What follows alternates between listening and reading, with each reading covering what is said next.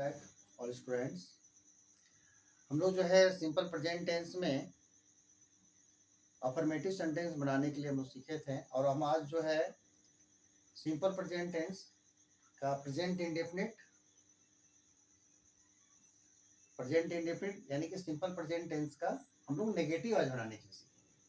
कहने का मतलब ये हुआ कि हम लोग अभी पढ़ जो रहे हैं वो प्रेजेंट टेंस पढ़ रहे हैं, और प्रेजेंट टेंस में हम लोग जो पढ़ रहे हैं वो सिंपल प्रेजेंट पढ़ रहे हैं, सिंपल प्रेजेंट।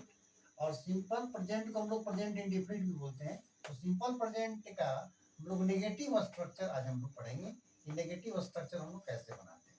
हम लोग ये पढ़े हैं कि सब्जेक्ट 1 या सब्जेक्ट 2 के साथ, है ना, आपको होगा डू का प्रयोग, उसके बाद नॉट लगेगा, यानी कि do not plus verb 1 plus object by complement होगा। दूसरा स्ट्रक्चर है सब्जेक्ट 3 के साथ हम लोग का प्रयोग होगा डज नॉट, यानी कि does plus not plus verb 1 plus object by complement. आपके एग्जांपल के तौर पे जैसे मान लिया जाए कि मैं नहीं पढ़ता हूँ, तो मैं नहीं पढ़ता हूँ इसका हमको ट्रांसलेट करना है।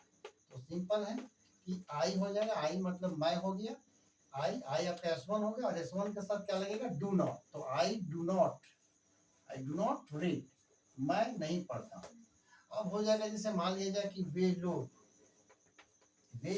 नहीं जाते हैं, तो इसका सिंपल हो जाएगा वे लोग का अंग्रेजी होगा दे, यानी कि दे, और दे के साथ क्या लगेगा do not, they do not, जाना का हो जाएगा गो, दे डू नॉट गो, वे लोग नहीं जाते।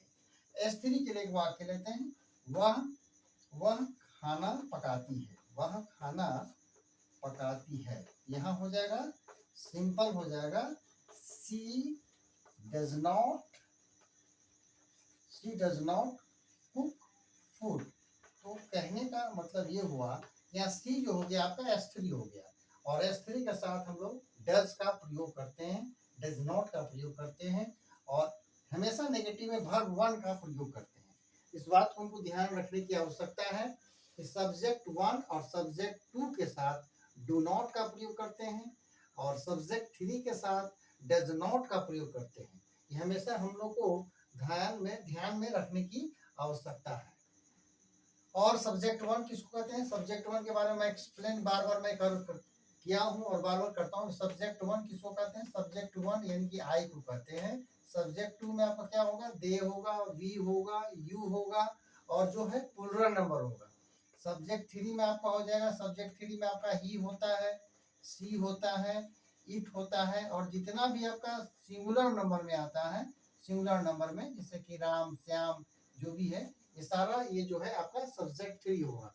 और इस तरीका से जो है आपको सब्जेक्ट को पहचान करने की आवश्यकता है कि सब्जेक्ट 1 जैसे आई होगी, अगर आई है तो आई के साथ हमेशा हम लोग डू नॉट का प्रयोग करेंगे। अगर आपका S2 यानी कि दे है, वी है, यू है, अगर सब्जेक्ट में दे, वी, यू यानी कि डू नॉट का प्रयोग करेंगे। अगर सब्जेक्ट 3 है, मान ली ही है, सी है, इट है, और कोई भी सिंगुलर नाम, कोई भी एक नाम, जैसे राम, श्याम, सीता, गीता, कोई भी एक name that is singular number as a subject, मैंने एक सब्जेक्ट के रूप में हूँ, तो हम उसके साथ डज नॉट का प्रयोग करते हैं। और ये हमेशा इस बात का ध्यान रखना है कि नेगेटिव में वर्ब 1 का प्रयोग करेंगे, उसके बाद जो भी होगा ऑब्जेक्ट लगाएंगे।